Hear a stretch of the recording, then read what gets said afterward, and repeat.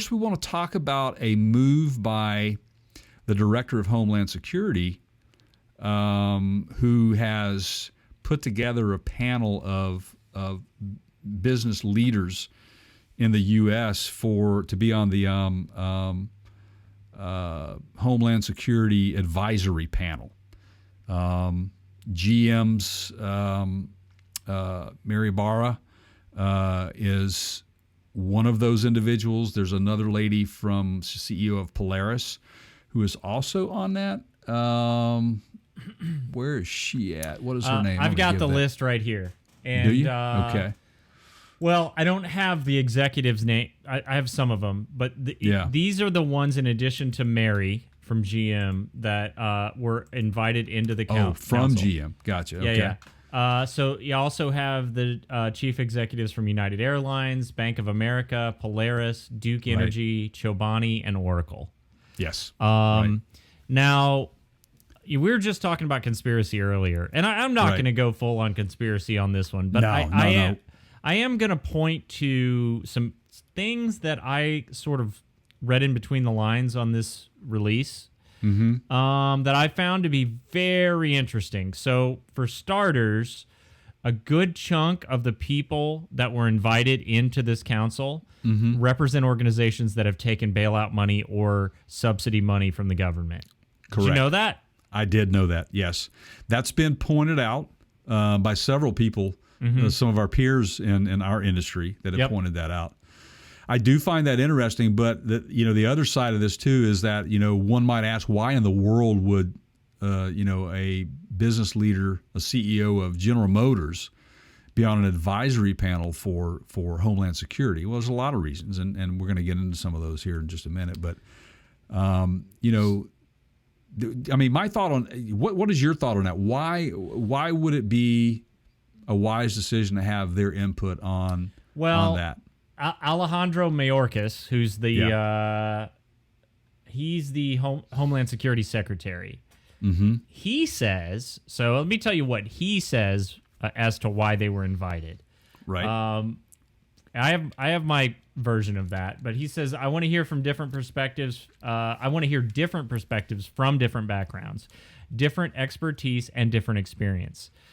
Okay, well, GM was affected by the chip shortage. They've been affected multiple times over the past couple of years by supply chain issues of one kind or another, whether that was the Canadian trucker thing or the bridge shutdown deal that affected the supply chain, or the chip shortages, or look, like we've said, as far as GM goes, as the automotive industry goes, so typically does the U.S. economy. You hit the head of the nail, and that's what I was going to say. If you don't think that the automotive industry has a big impact on our economy, you're completely wrong. And in many ways, and the automotive industry is the pulse of this country, I think.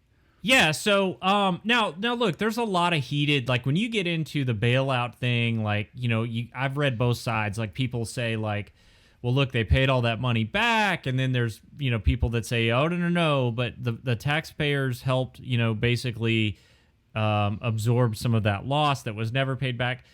I guess my question really is, if your objective is truly to hear from different segments of the industry that are potentially at risk.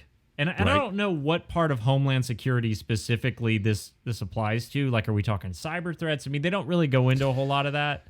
They don't, but I have my own theory on that, and I believe that that's one of them. I think cyber threats are one of them. But I think the bigger problem that I have with this is that they've pointed out that the recent Canadian trucking protests that blocked the border from getting product across, into Canada or from Canada into the U.S. has actually shut down plants.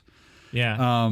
That's we all have that right to voice our opinion and protest peacefully, and they were peacefully protesting. So, again, we're not a political show, but it bothers me that maybe there is some, stricter or different rules that may apply when it comes to these sorts of things, when it's disrupting, actual business from being able to be conducted. Well, I mean, yeah, if you want to, if you want to find out how much freedom you really have, go mess with the government, right? Don't pay your taxes, everybody, right? And exactly. see how free you are. Like, right? Ask Wesley Snipes. I mean, right.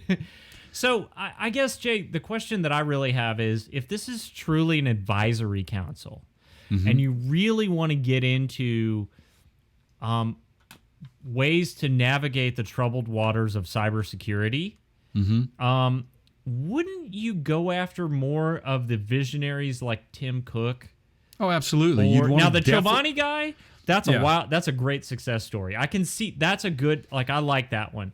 But Bank of America, the same Bank of America that's barely in business, that was almost out of business because they couldn't manage their funding properly, and they got so upside down that the government had to bail them out. Oracle, Larry Ellison. Okay, so these are people who can advise them on, say, what might happen to them in a cyber attack or something like that. But that's not. But they're not going to be. They're not going to be telling you how to fix the problem. And hey, don't take my word for it. Go on the internet and go to Reddit or go just Google the people that have Oracle today. How many of them really like it as a good product? How many people think Larry Ellison has run a good? I mean, every single the majority of what you're going to see on that guy is not positive. Yeah, he has a long career of basically selling a product that was popular in the 70s, that he's been able to basically manipulate and strong-arm businesses into forcing them to continue to have to use it because he locks them out of their data if they don't. I just don't know that these are the visionaries that we want on an advisory panel. I guess that's my point, right? Yeah, I get it, and that is a great point. I'm with you on that. With the definitely with the history there, and you bring up about the bailout situation. You kind of wonder what the motive here is.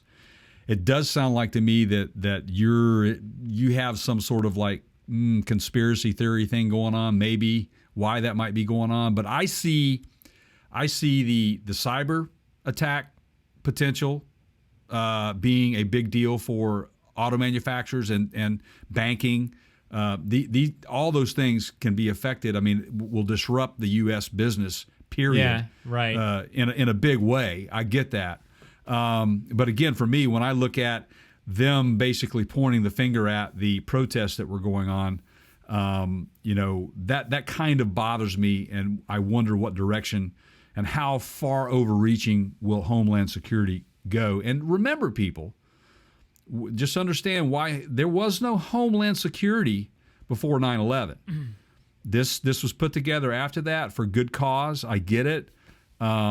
But there's some reaching that goes on with this, and be careful. And you're right about that. Don't get in Big Brother's way. So to bring this full circle, Jay, and you had alluded to in the beginning of this segment. By the way, everybody, make sure you subscribe if you haven't already done so over on YouTube.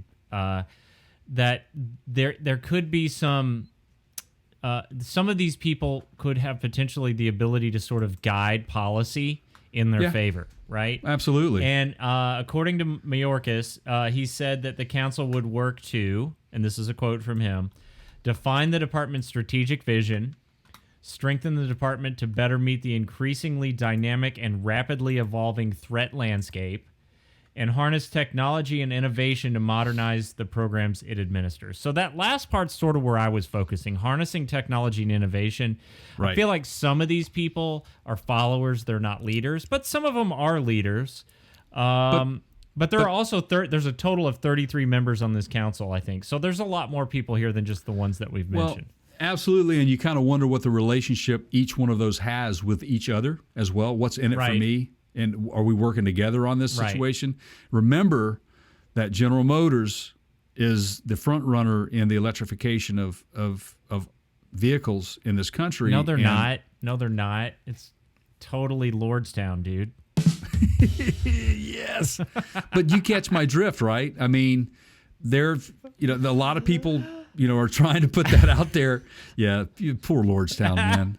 They really have become the bad shoe, haven't they? Well, I sort of feel like they wanted it. They asked for it. You know, we could have done this the easy way. You guys chose the hard way, so here we go. Absolutely. I hear you, man. But no, I mean, you think about it. You wonder how much of this is because GM is pushing the electrification. And, of course, you know, there is that big push for EVs, getting rid of internal combustion engines. So, which, by the way, I'm on the record, in my lifetime won't happen, but I think that maybe in my kids' lifetime it might. We'll see. So anyway, that's interesting. Food for thought with all that stuff, guys.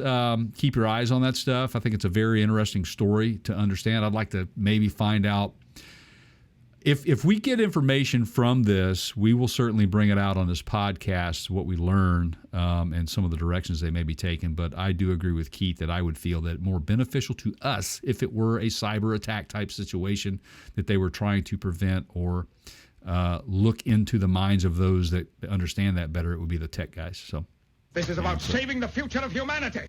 I love it, man. I'm Man, so that glad show is so good. It's so good. I am so happy you got your sound drops back, man. I love it. I love it.